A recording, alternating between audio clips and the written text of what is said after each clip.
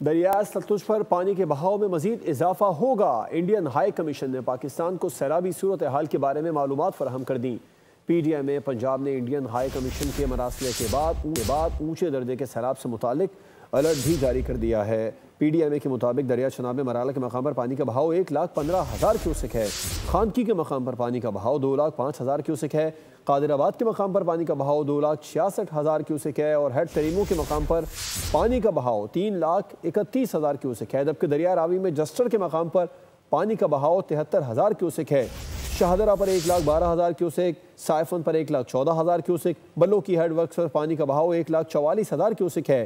Head सधनाई के मकाम पर पानी का 1,00,000 बहाव 22,000 क्यूसेक है। दरिया सतलुज में गंडा सिंह वाला के मकाम पर पानी का बहाव 3,19,000 क्यूसेक, सुलेमानी के मकाम पर पानी का बहाव 1,42,000 क्यूसेक है। सब्सक्राइब करें और बेल दबाएं ताकि कोई खबर रह न जाए।